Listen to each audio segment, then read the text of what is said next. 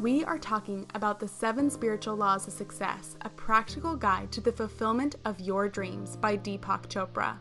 Let's begin with the law of pure potentiality, which is that the field of all possibilities is available to us when we are fully conscious and connected to our true selves. Unfortunately, most people are not connected to themselves. Instead, they are more concerned with what's outside of themselves and use outside sources such as other people, material possessions, and circumstances as a measure of their own self-worth. Chopra calls this object referral. Object referral's power comes from the ego.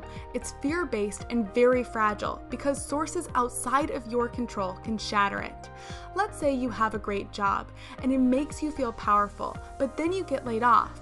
Now you lose your job and your source of power, which makes you question your own self-worth. This is also very common when relationships come to an end. People feel like they lost a part of their identity and their value.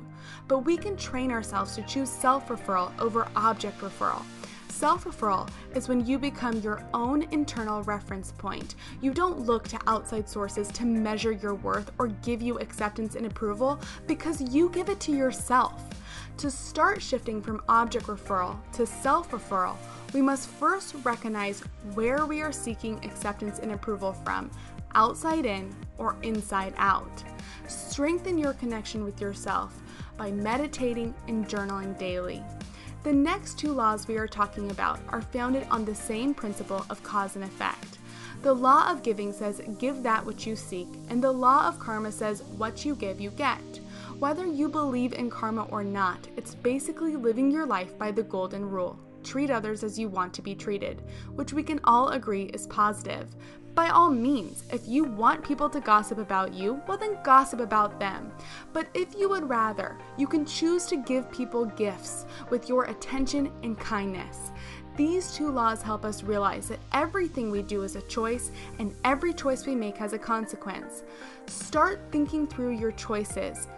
Think before you act by asking yourself, what is the consequence of this action and how will it affect others? The law of least effort is next. Chopra tells us that attention to the ego consumes the greatest amount of our energy. So when we are in an object referral state and seeking outside acceptance and approval, our thoughts and our actions are all in anticipation of the outside world's response to us. And this drains us of all of our energy. For example, we've all sent a text message and not received a response, and then spent the next several hours or even days worrying and wondering why the other person didn't respond to us. We are wasting our energy and resources on trying to maintain our own self-importance, as if a text message can take that away. Now, the law of detachment will help you practice the law of least effort, so let's move on to that. The law of detachment is the detachment from a needed outcome or result. When you are attached to having things go a certain way, such as receiving a response to your text, and then they don't go that way, you become upset and you try and fight with the reality. For example, you left for work with enough time to be 10 minutes early, but because of an accident, you're now going to be 15 minutes late. You have a choice. You can fight reality and think, I should be on time, and you're going to be stressed out and miserable. When you get to work, you're going to be flustered and less productive. Or instead, you can choose to accept the fact that you're going to be late and that it's outside of your control, and you can listen to your favorite music and just have a relaxing car ride to work. The law of detachment doesn't give you the green light to be irresponsible, but rather recognize that fighting situations and people outside of your control doesn't change them. It changes your attitude for the worse. Detachment is accepting life as it happens and taking responsibility by focusing your attention the only place you can control, which is yourself and your reactions to the outside world. The law of intention and desire is next, and it doesn't contradict the law of detachment, but rather works alongside of it. See, each day you create your future based on the choices you make today. Therefore, you need to have a clear intention and desire for your future, but without fighting the reality of today. Tony Robbins says, life doesn't happen to you, it happens for you. See, our opportunities come wrapped up in the unexpected moments of our lives. So we want to maintain a clear intention and desire for our future while simultaneously being present in the moment, prepared for the uncertainty of life, and therefore detached when it comes to how our life unfolds, knowing that it's happening for you, not to you. Chopra sums it up by saying, your intent is for the future, but your attention is in the present.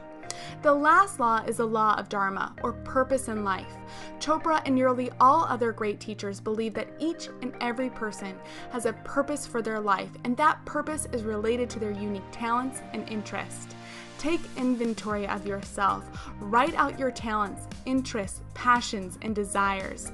Now, how could you use those to help other people? That is your Dharma. Chopra asks us a question to help us determine your purpose in life, and that's exactly what's on the actualization worksheet. So check it out for more. Now, this is a very amazing book, and it's a quick read as well. What I particularly like is that every chapter he gives you ends with ways to apply each law to your life. So let's end with a quote, and remember to do the actualization worksheet and check out this book. Every single problem that you have in your life is a seed of an opportunity for some greater benefit.